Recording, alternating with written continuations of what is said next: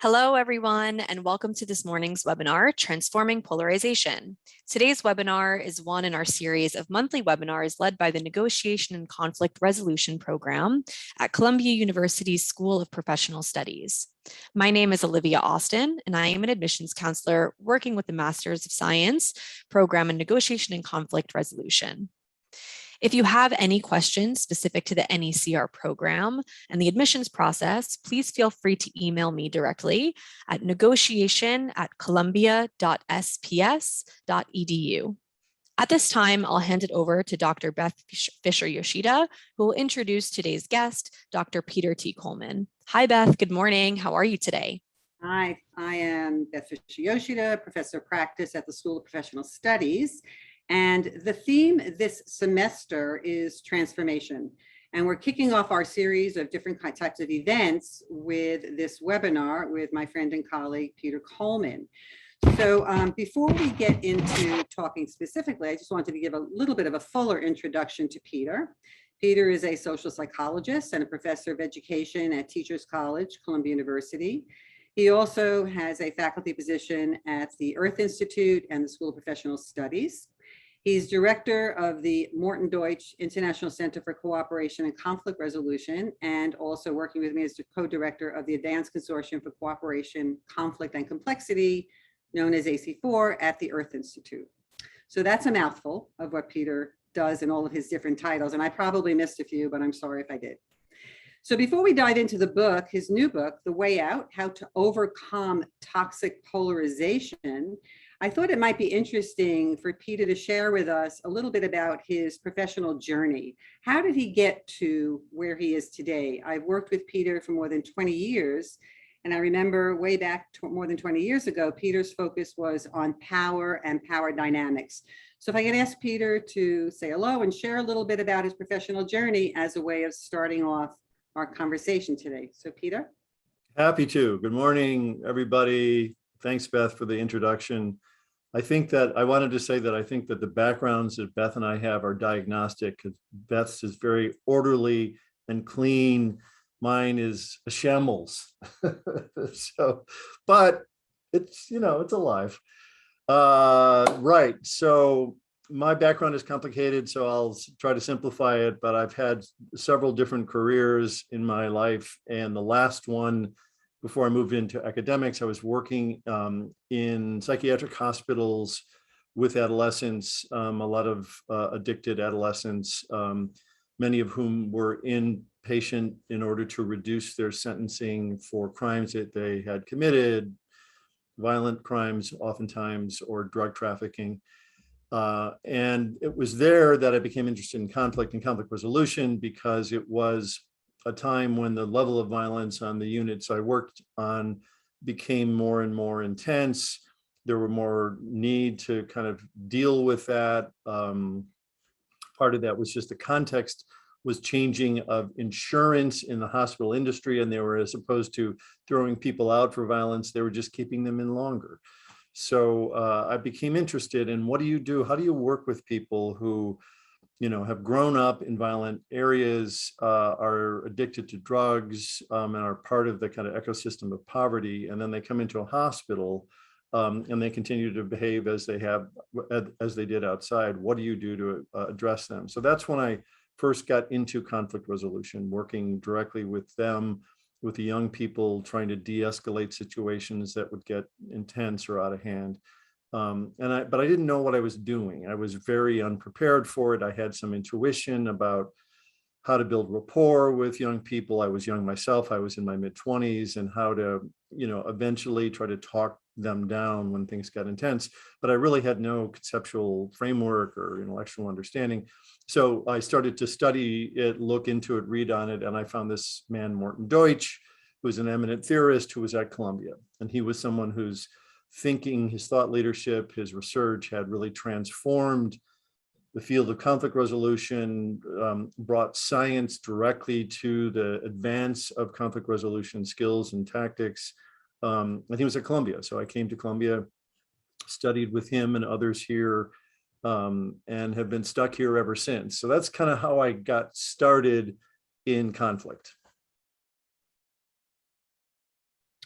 Super. So can you tell us a little bit more about, so you started there, you came to the school, and then I know that, like I said, you were doing a lot of research on power dynamics and all of that. How did you then shift into working with complexity and intractable conflicts, which is another big area, which also led to where you are now? Yeah. So what I became interested as a graduate student working with Mort and others was to study areas of conflict resolution that we didn't know much about. And so a lot of the research that had been done in negotiation and mediation were with equal power parties. And so, but when you would have big discrepancies in power and authority between people, what constructive conflict resolution changes fundamentally. I remember being in conferences and people would, hear stories about win-win integrative negotiation from researchers, and then they'd raise their hand and they'd say, I live in a highly oppressive society. I can't do that. So what options do I have? So I became interested in power differences and how it affected conflict. And so we did a decades of research, continued to do research in that area, wrote a book called Making Conflict Work, which was the culmination of about 15 years of research. It really is how you navigate conflict across power differences in organizational spaces. So what I've tended to do in my career is find gaps in the research or areas of practice that we don't really understand, and the work in intractable conflict was the sort of next one I got focused on, because again, we know a lot in our field about how to manage more kind of low to moderate intensity conflicts, how to help people talk to each other or negotiate with people, and how to problem solve. We know a fair amount of that. There have been, there's now 80 years of systematic research in conflict resolution. So we've learned a ton. But when you get into these more extreme, passionate, angry, true believer kinds of conflicts where there are, very different realities or different truths, then the tools that we have available to us don't work, or don't work as effectively, or don't work like they should, or like they usually do. So I became interested in studying more intractable long-term conflicts that get stuck in dynamics, sometimes for generations or multiple generations, and how they differ, and then the conditions under which they change. And that's when I got into complexity science, because in the lab where I was trained to do research, we were studying pieces of the problems of long-term protracted conflicts, like identity formation and how that becomes important, or toxic emotions like humiliation, or ripeness, which is like a moment where people start to feel ready to negotiate.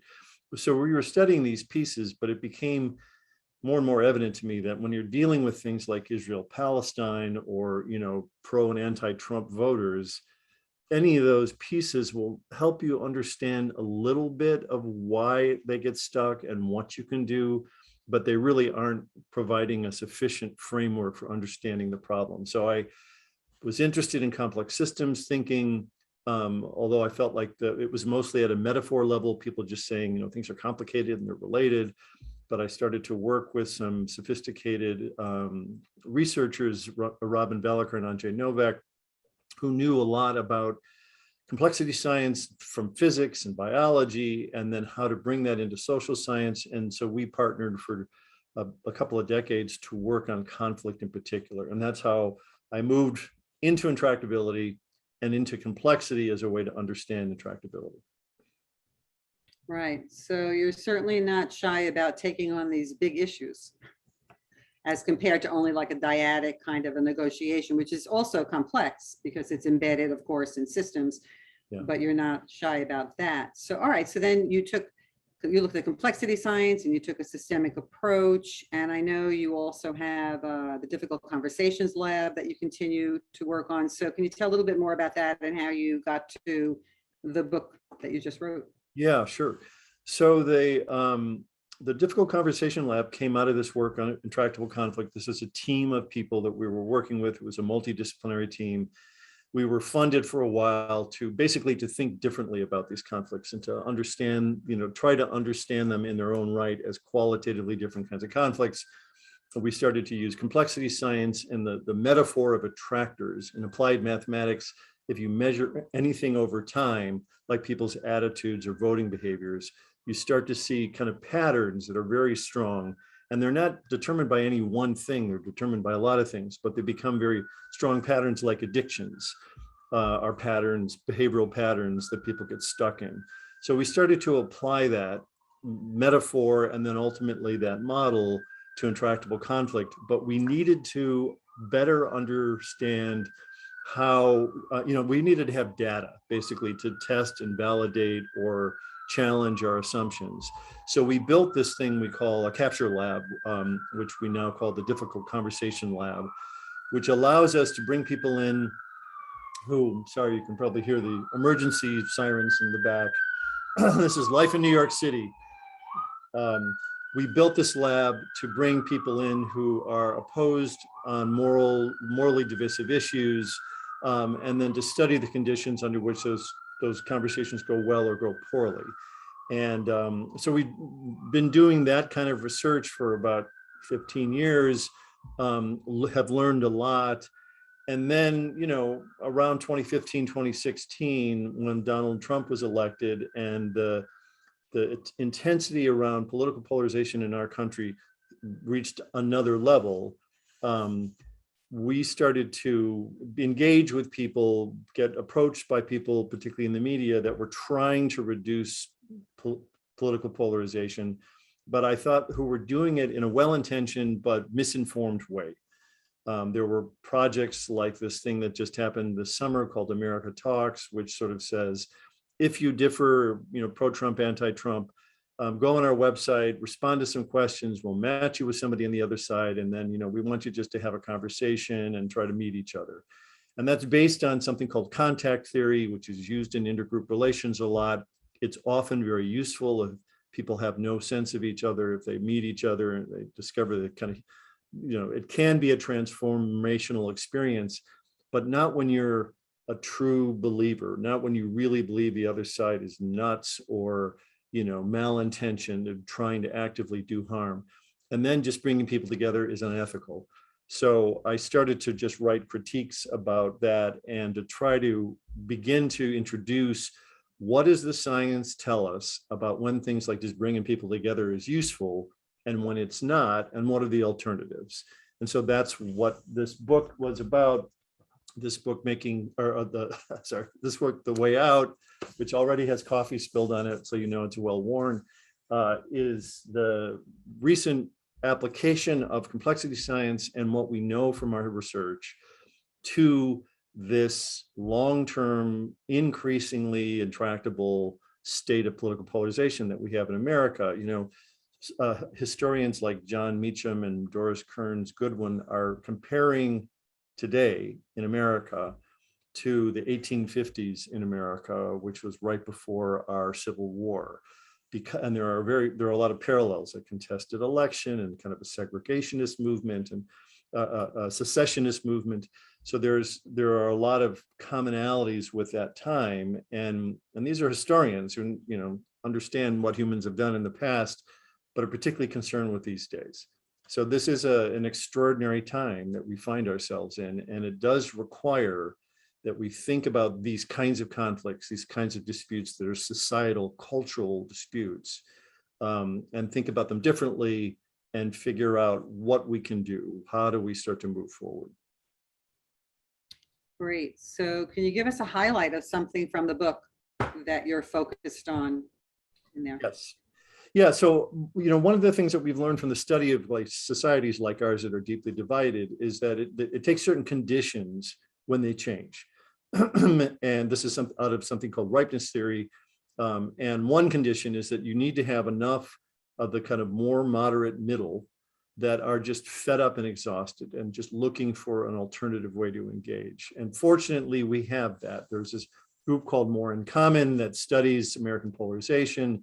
They've identified something like 85% of America in the middle that are not at the extremes, but that really are exhausted and fed up and really want to engage differently. They want more functional government. They want us to be able to solve many of these challenges and problems that we have around, gun violence and crime and, addiction and opioid addiction and climate change. there are a lot of things Americans agree on, but we just can't begin to talk to each other in constructive ways and solve these problems. So the good news is that we are kind of destabilized by this time. We're exhausted because of COVID and racial injustice and a variety of things that are happening in our cultural context. Many Americans are just kind of burned out and fed up. And that is a good state if they know what to do, right? If they know how to sort of move forward.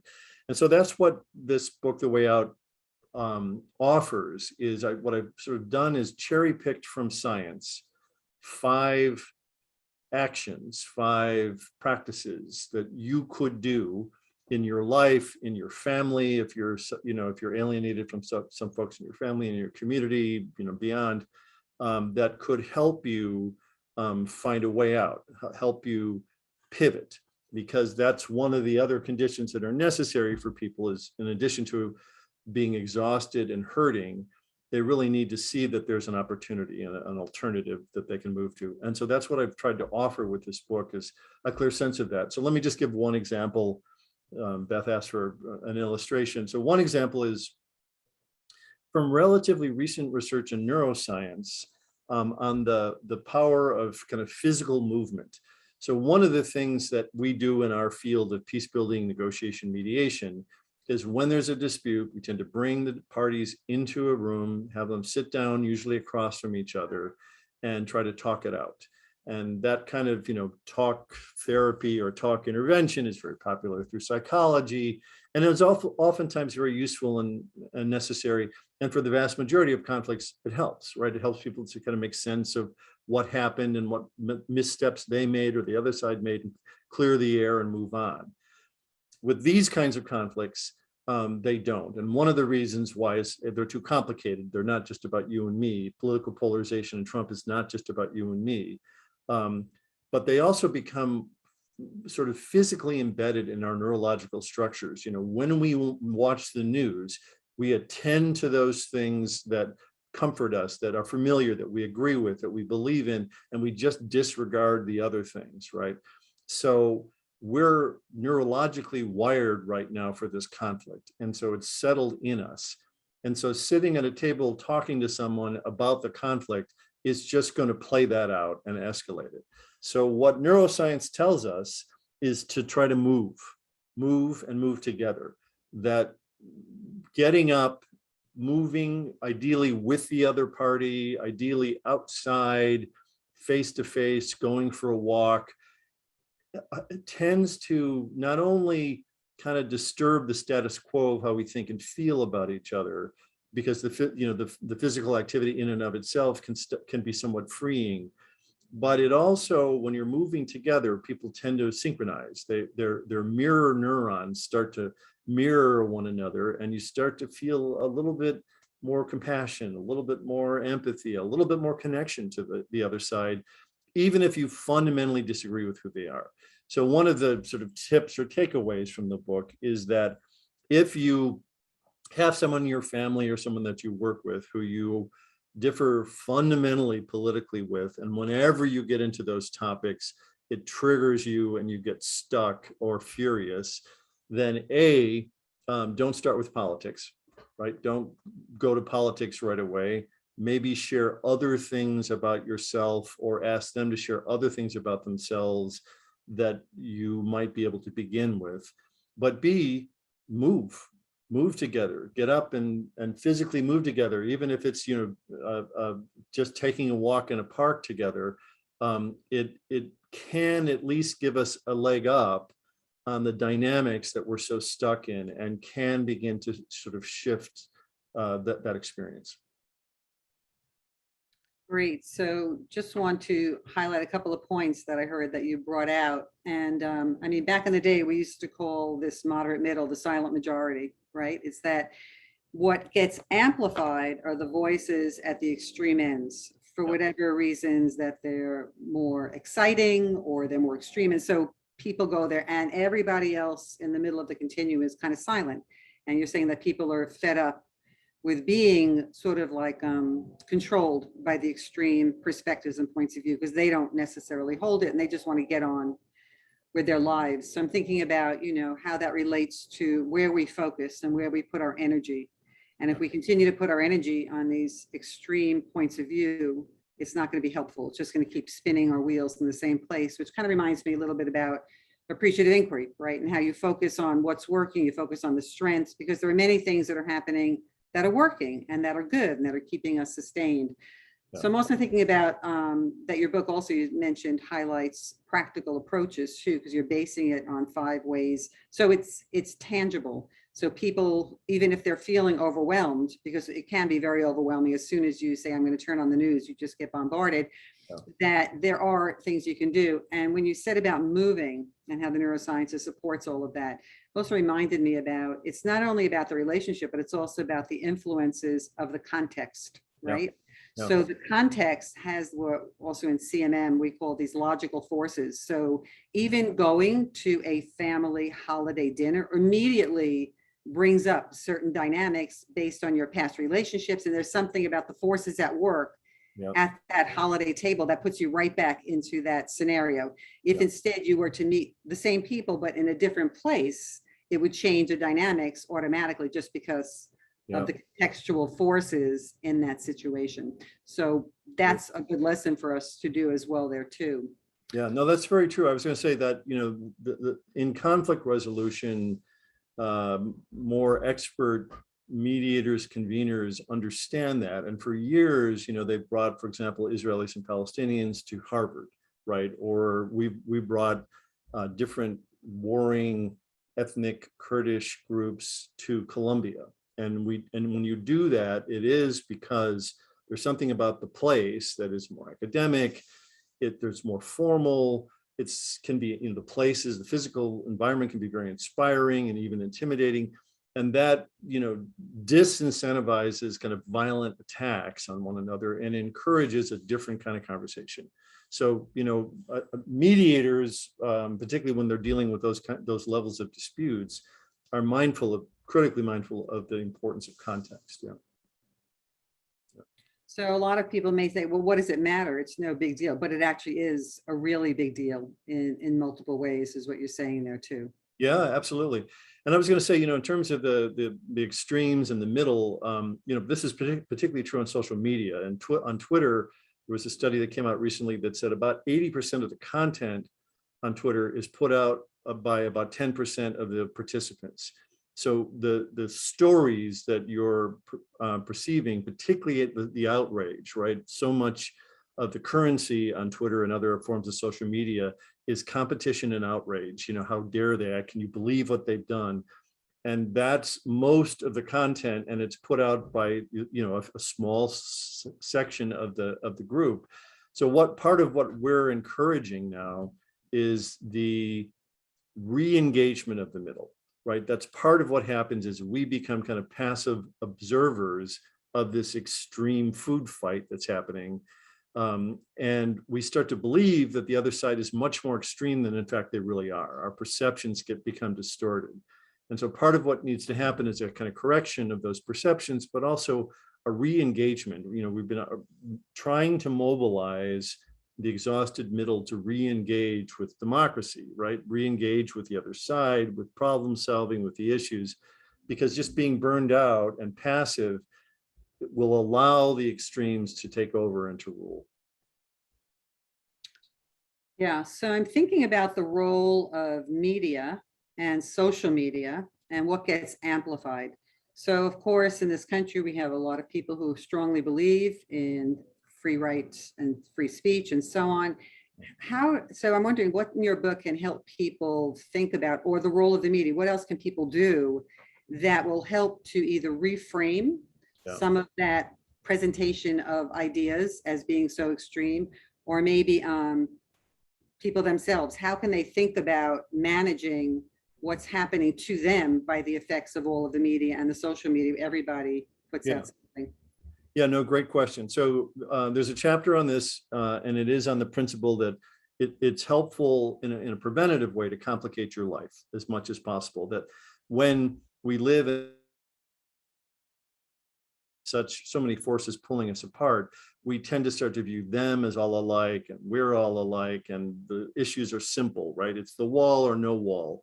Well, we're talking about immigration, right? Which is this hugely complex set of issues. And so the conversation about a wall or no wall is really missing the point. So somehow reintroducing a sense of complexity is important. So a colleague of mine named Amanda Ripley, who's a journalist, wrote a piece a couple of years ago. She came and studied mediators, and she came to our lab and other labs. And she was interested in what the field of conflict resolution had to offer journalists in terms of how they were reporting and how their reporting and really their business model contributes to polarization. Because it does, right? Think about it today. If you've got all these sources of media, what you want is attention. And how do you get attention? Through something provocative. So when you cover a story, you look for the most heated conflict, you look for the most extreme points of view, you put them together, and you hope that that will provoke, and therefore people will engage, right? And that kind of content is much more contagious. It tends to become much more viral. So that's the business model. And that's a typical way of reporting now on divisive issues. And what she wrote a piece called for a group called Solutions Journalism, which is aimed towards journalists. And it's called Complicating the Narrative. And what she learned from visiting our lab and other conflict resolvers is that, you know, if you oversimplify and pit things against each other, you're just contributing to the vitriol that we're seeing escalate in our society. And that there are ways to reintroduce more nuance and complexity into that. So it's happening in journalism. There are groups like that, but I think you and I in our lives can also kind of follow that rule. So one of the things that I try to do is, particularly when a news story breaks, Afghanistan or, you know, even Haiti or whatever, something that's happening that's atrocious, and the media captures it, is I try to force myself to go to disparate sources, not just, you know, go to MSNBC or CNN or just go to Breitbart or Fox, because you're going to get, you know, very more one-sided perspectives on those. But to try as best you can to identify people in the media or in your life that you politically differ from, that you really hold different political views, but who you feel are reasonable and decent and informed and, you know, well-intentioned, right? You can have well-intentioned people that fundamentally differ on an issue, but we tend to then vilify them and shut them off in times when we need their information. And the research on is something called super forecasting, which are people that are really able to process information in a way that they're actually good predictors out a year or year and a half on political events or the market, or, you know, they're really sort of good at that. And one of the things that they do is they have people in their life that challenge them, that challenge their assumptions. And they're able to engage with them without shutting it down. And that's an important practice which introduces nuance and complexity into our thinking, into our understanding, and ultimately into our decisions. And that's something that we all can do. It's interesting to hear you say complicate our lives, because a lot of messages out there are saying simplify your life from all the complexity that we have. Yeah. But I get where you're coming from for that. And while we're waiting for some of those comments and questions to come in, so Peter, I want to ask you then, so you have the book, and sometimes what happens is in the academy, we do research and we write publications, but they don't necessarily get used, right? And that's really unfortunate, because there are a lot of good ideas that people can benefit from. So what do you have on the horizon about how some of this can be used, or that you're intending how to use it? Yeah, that's another good question. So, I mean, part of what I've been doing is a lot of media to try to just tell the story, right? Because not everybody will pick up a book called How to Overcome Toxic Polarization and read it on the beach, right? So I've been trying to sort of provide the story of what the science tells us that you can do in your life. But we're also working on a couple of different initiatives to better translate this. So one is, we're trying to spark a social media movement. We're working with different groups on this. to target mostly younger people in this middle exhausted majority who feel disengaged, but who are also exhausted and looking for something to do. And we've taken 3 of the principles from the book and are, beginning to offer, the plan is to create short videos where someone says, all right, the science tells me if I complicate my life, it can help me sort of prevent getting sucked into these, ridiculous kinds of conflicts. So how do I do that? Well, this is how I do it. And so each person will, in a 1-minute video, say, this is what I do in my life. What do you do? And the plan is to cultivate ideally thousands of these videos that we can vet and share on a mosaic of a website so that you can see what a variety of other kinds of people do from all over the country to try to complicate their life or to try to find ways to move physically together, things they've done, things they've seen in their neighborhood. So this is an attempt to spark a social media movement around bringing down the temperature, right? Trying to detoxify this culture of toxicity and contempt that we're stuck in by having people say to others, this is what I do and it helps. Because one of the other things that science tells us is when we hear people, particularly if people have different political opinions from us, talking about how they're changing and the things that they're doing to make it better, it tends to open us up to think, well, I could do that. I could probably do something like that. Maybe I'll try it. So we're trying to use the social media, which is, again, such a driver of political polarization, and use it as in a manner that will allow, basically help us share what people are doing to navigate out of it. Great. So it makes it very approachable, very practical. Great. So we have a couple of questions here. So I'll just read the first one. Could you speak to any work you've done or thoughts on how to implement these findings organizationally?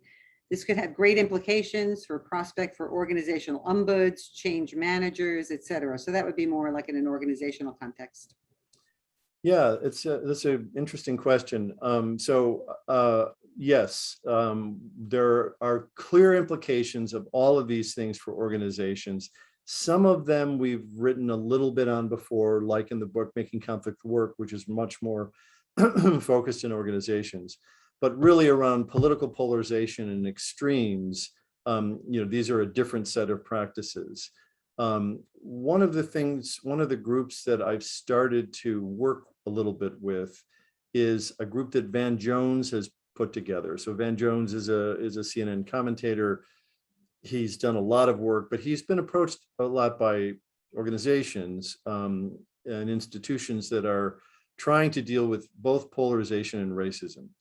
And he's often called in to sort of work with them. And so he's interested in taking some of the insights from this book and trying to figure out, is there a way that we could create some kind of like professional development app where you actually on your phone or on your computer, you can basically go through exercises to develop your strengths and your competencies so that you can manage these conversations better or manage or develop the competencies to basically help you, navigate these. And the initial plan is to really focus in the organizational world, focus more on mid-level managers who deal with a lot of conflict in their day-to-day work between their employees or with their employees.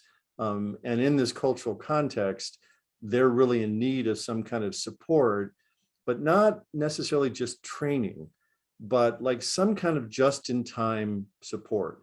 So the example I'll give is in our book, The Way Out, in the book, Making Conflict Work, we created an app for the phone. And it looks, if you can see it, it looks sort of like that. And if you go to Making Conflict Work, if you go to the Apple Store or to the Google Store, you can access this for free. And what it does is it asks you 5 questions. So if you're about to go into a negotiation at work, or you have a dispute with somebody that you just find, befuddling, you can go to this app And it will ask you 5 questions. Is it a personal or professional conflict? What's the power relationships? What's your past relationships? Do you have a lot of rapport with them or not at all? So it asks you 5 questions. And then it says, you're in this type of situation right now. And what that means is that this kind of strategy might be particularly fitting with the situation you find yourself in. So it is what I would call a just-in-time guide for when you find yourself in a conflict or something that you can pull up and use right away. So it's not a traditional training where I start with the theory and I show you the research and then we do exercises.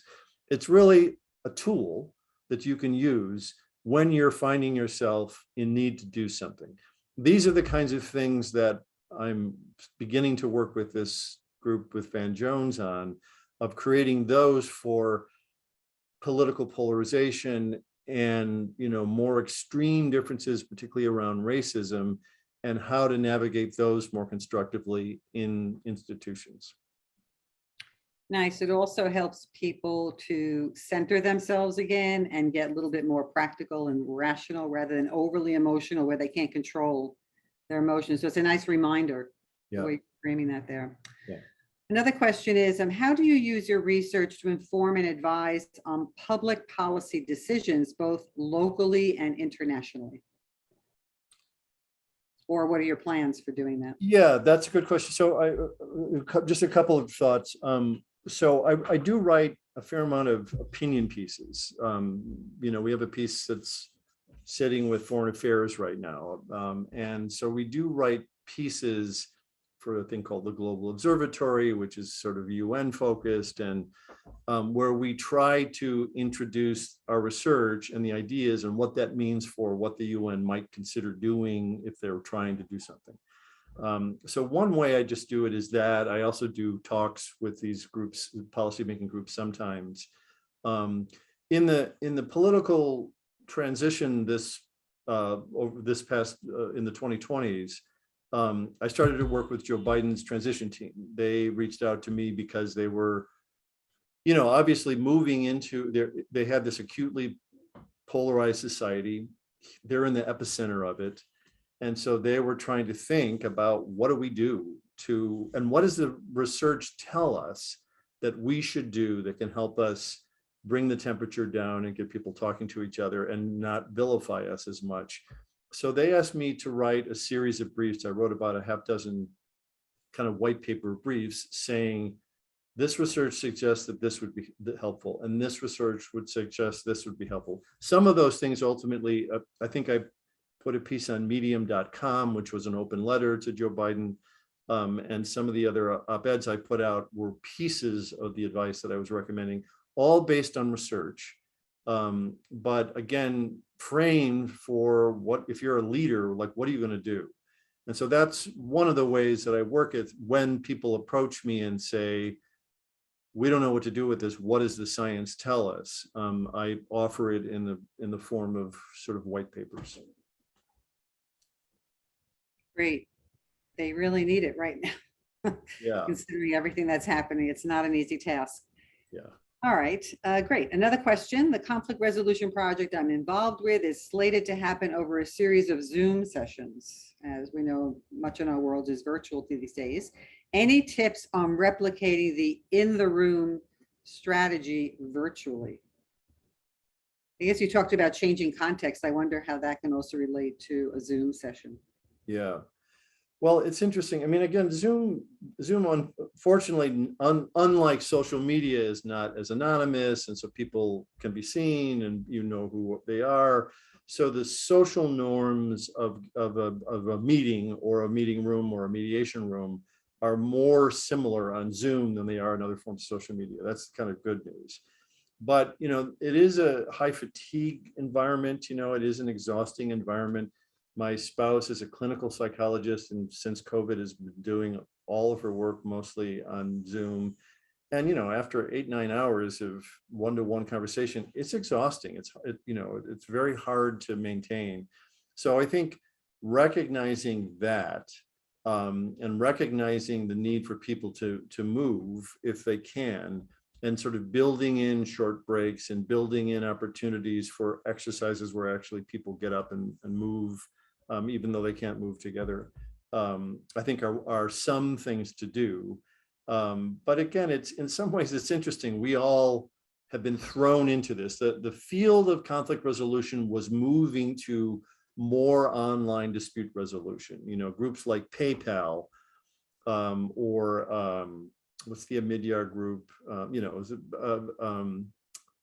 I don't know these groups, but the groups where you can sell anything online. eBay has a massive automated dispute resolution mechanism that's online. It's not facilitated, but it is, and it would be worth checking out just to see how they do it. So there's a movement more and more for dispute resolution to move online because it's more efficient, and you know, and eBay couldn't survive unless that, because there's so many contested exchanges and transactions. So there's a movement towards that. But with COVID, all of us have been thrown onto Zoom, and you know, the teachings have been interesting to me because people are so starved for contact.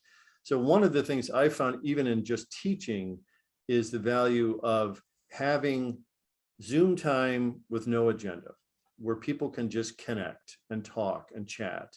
And so I don't know what this particular conflict resolution initiative is that has to be on Zoom, but what I found is that people are starved for contact, maybe less so than a year ago, but still, we still don't know what's going on in this world. So creating opportunities for less structured engagement with people, again, in a way to build rapport and help, you know, provide a little bit of sense of connection with people that's beyond the task, might be a good thing to do either before the session or after the session or even during breakouts. Beth, you have ideas about this, about Zoom? Well, a little bit, but I'm thinking that it goes back to what you were talking about before about the idea of moving and changing the context. So maybe you change your Zoom room, maybe you change your location or change your background. Sometimes virtual backgrounds can change.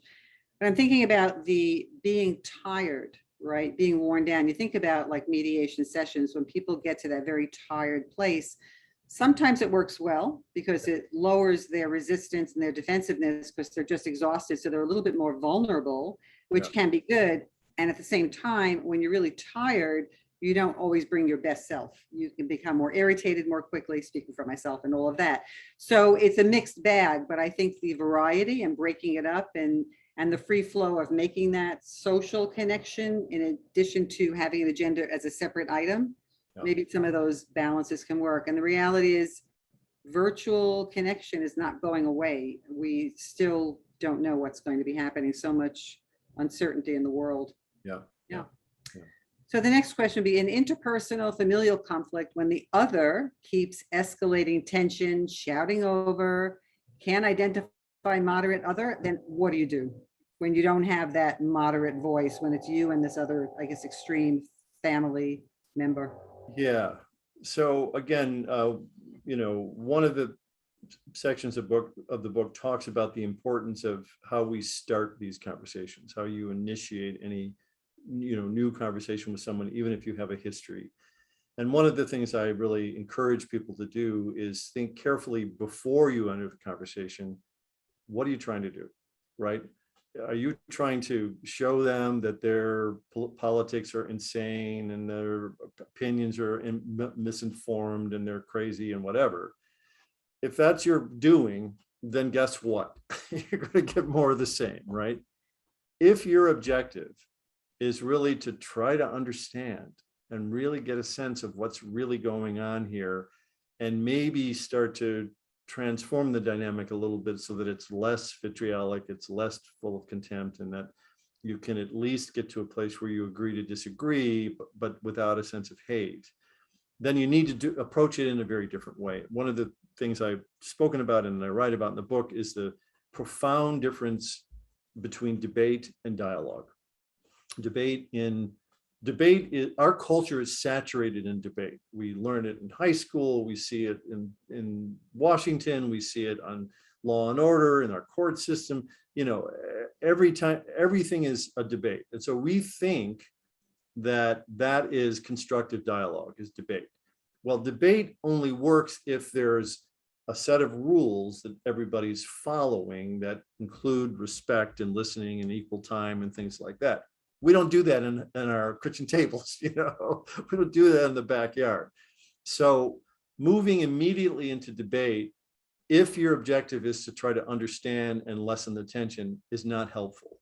And so what is helpful is something that we call dialogue. And dialogue, in my view, is the opposite of debate. Debate, in some ways, is a game about winning. I'm trying to persuade you that I'm right and that I'm correct and score points and ultimately prevail in my argument. Dialogue is the opposite in that it is a process of discovery and learning. So if you're really in a dialogue process, what you tend to do is sort of tell your story, share your story about why something's so important to you and how you came to understand it and what it means to you. And then you just listen to other people as they share their story. And what tends to can happen in dialogue is that you learn a lot about other people. You learn about how complicated the things, the issues that we're divided on are. And oftentimes you learn things about yourself. It's like, I never thought about it before, but this really triggers me because when I was a kid, this happened with my siblings all the time, So it is an opportunity to discover, and it creates a kind of hearing and being heard dynamic that is much more nurturing and much more opening. And it might allow you to get to a place where you can broach a political topic and disagree on it. But if you start with the debate, you start with war, you start with going in and hunting for bear, then what you're going to get is more of the same, just escalation and a shutdown process. Yeah, I agree. And I'm glad you also mentioned about that in the process of dialogue, if you allow yourself, you can learn something about yourself. And what is it about what's going on here that's so triggering? Just another piece I wanted to add to that is if you can think about that person who is saying all the things that you disagree with and that are very disturbing to you as just a person and a human and your relative potentially, or a friend or a colleague or something like that, and get past what they're saying and just connect on the human level and that you have a relationship with this person and acknowledge what they're saying without thinking that you're agreeing or not putting forth you're agreeing, but just having them be heard, it starts to shift some of that dynamic. Because it also, I ask myself, like, what is it about this situation that this person finds so important that he or she wants to hammer it down, and that I find so disturbing? And that level, that meta level, allows you to see it a little differently. So before I go to the next question, I'm just going to jump to a different question, which just says, can you repeat the name of the app that you showed before? Well, the book is called Making Conflict Work, and the app is the same thing. So if you search on Google or Android, I guess, no, I don't know, the Apple store and the other store, whichever your phone is. If you just search in the App Store, Making Conflict Work, it'll come up. It's a free download. We don't make any money on it, but it does. We have heard repeatedly that it's a useful heuristic to have just in time. Super.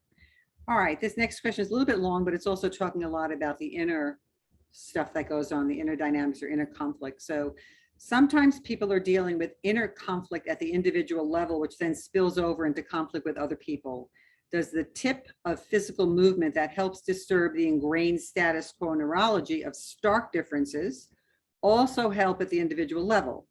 Does the research on movement show that at the individual level, people can improve their sense of inner peace and resolve their inner conflict by moving around? So how does that movement neurology affect on the intrapersonal level? Yeah, in fact, there's more research on the value of physical movement for opening people up in terms of their thinking and creativity and innovation. And, I start the book by talking about my colleagues, Robin Valacher and Andrzej Novak, who had this very strange way of working together. The way they would work together is that Robin would sit at a computer and write, and Andrzej Novak would lie on the floor and talk. And that's how they would work until they would get into a place where they were stuck. They weren't sure what to say or a problem they couldn't make sense of. And then they would always get up, get a cup of coffee, and go for a walk outside. And in walking outside, they would, be able to say, oh, you know what, I didn't think we could see it this way, we could think of it this way. And then they go back and light out and continue work. So it was kind of a fascinating process to observe. But what a lot of the research suggests, I cite a little bit of this. This is, a lot of it's summed up in a paper by Chris Webb, W-E-B-B. And this was a paper, I think, an American psychologist that she wrote on movement. And she summarizes a lot of the research on the value of movement for opening ourselves up. If you have writer's block or you're just stuck in your own thinking, simply getting up and physically doing things can serve a benefit of freeing you up. There's another story that I tell that I won't go into detail, but colleague Michelle LeBaron had been doing work with Israelis and Palestinians in Northern Ireland. She brought them there to try to free them up in terms of how they're thinking. She found the first day or two, they were just stuck in the same old kind of diatribes. But then she put them on a school bus and started to drive them around the bad roads in Northern Ireland to visit a lot of the sites of the Troubles. And in doing so, they were bouncing a lot and driving, And by the end of the day, the combination of the movement, the jostling, she said after that, it was a radically different session, that they could free up their thinking and their feeling, and they sang together and they ate together. And it really was a transformational moment. And she really understands it neurologically and physically. So it does operate in terms of relationships, but it also operates in terms of us just shaking our own schemas up and our own experiences and understanding of the world. Great, yeah. So it also reminds me of a book. I have, a Yoga for Writers. So it's a whole idea about yoga movement and how that opens up different parts and channels of thinking. Let me pitch, Michelle LeBaron has a book, I think it's called The Choreography of Conflict or Conflict Resolution, where she talks a lot about the arts and the value of these kinds of processes for opening us up. I would recommend that book. Yeah, it reminds me of some of the work that Juan Lopez and I are doing in Colombia and Medellin with all of the different art collectives and how movement and dance and drumming and art open up different channels. Absolutely. Great. Yeah. Now, I think we have time for one or two more questions. So it seems the collective trauma of COVID-19 has made the political and economic divides even more pronounced. Can you speak to the impact of the pandemic on increased polarization and exhaustion of the middle? And what can we do to begin to mitigate these effects? Well, COVID's been such a kind of fascinating thing because oftentimes, problems like COVID are seen as a common enemy, right? Suddenly there's this biological pathology that's attacking all of us, and it's coming in, and usually that would unite communities in service of protecting, fighting off the illness and protecting one another.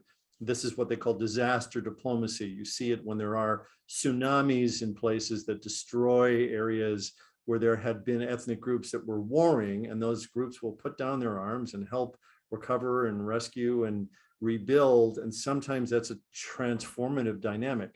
We would have expected that with COVID, but COVID became immediately politically weaponized. So that just speaks to the profound undercurrent of polarization and how it trumps everything else. No pun intended, but it does, override everything else. And so even something like a shared pathogen that is transported through the air, that could be seen as a common enemy that we fight together, was weaponized politically and is still to this day, right? Is still in terms of how people see vaccines, how people see mask mandates. It's all continuing to be polarized. Some of that is very intentional, right? It is you see a possible wedge issue as a politician or as I guess a news person or entertainment news person, and you really use these as ways to again get attention, provoke, and sort of divide. Because there's so much energy in that, and it helps your business, right? It helps your followership. So a lot of it has been weaponized intentionally maybe sometimes unintentionally, but I think a lot of it's intentional. So COVID's been this kind of strange thing. You're right, it's made us all exhausted. But again, if you're an adamant anti-vaxxer or someone like that, this is just more fuel for your passion and for your purpose, right? So it works in these strange ways. That kind of energy is toxic. It's ultimately toxic for you. It's exhausting for you and your adrenal system. It's exhausting in your relationships and your family, you know. So it's not a sustainable kind of motive, but it's a very popular and overly used motive today. Exhausted just hearing you talk about it. We have one more question here. Is there any universe in which segregation is healthy? For example, can actually reduce polarization, or is integration the only answer to reducing polarization and achieving peaceful coexistence? Integration is critical. Segregation is highly problematic. I mean, again, I'm speaking in extremes, but you know, what we know in terms of complicating our life is that living in places where you, like New York City, where you are forced to travel, eat, live, play sports, worship, study with people from different cultures, ultimately is the best antidote to vilifying entire groups of people. When you have groups of people like in some areas of India, Hindu and Muslim populations that are relatively large populations that live in close proximity to each other, but have none of these cross-cutting groups or organizations or structures, that's where you see violence occur. And in America today, there is a trend of physical segregation. People are moving away from, you know, reds are moving away from blues, blues away from reds. And that's even in cities. The New York Times had a piece recently about, the title was, "Do you live in a political bubble?" If you go to it, it's a map and you can link on your county and it will tell you, are you all red? Are you all blue? And it will tell you nearby communities that are more mixed. And I think it's a really useful tool because I live in the Upper West Side of Manhattan, not far from Columbia, all blue, right? There's, you know, 90% blue, right? Very politically intolerant, high political intolerance here. So it's important to know that, but it's also important to know that, you know, what we know from the anthropological study of societies is that you need to have what we call cross-cutting ties or cross-cutting structures or groups that keep members of different ethnic, religious, gender, what you name it, groups in daily contact and exchange with each other, usually basically living their lives. As soon as we lose that through this process of segregation that's happening, we're setting ourselves up for a more violent times. So probably because you're not going to move, you may have to have weekly excursions to other parts of the city. Yeah, or other part. Yeah, I mean, I think like there's a place not too far in here in New Jersey that is, I think it's Rockland, that is like 50-50 or something. Go there.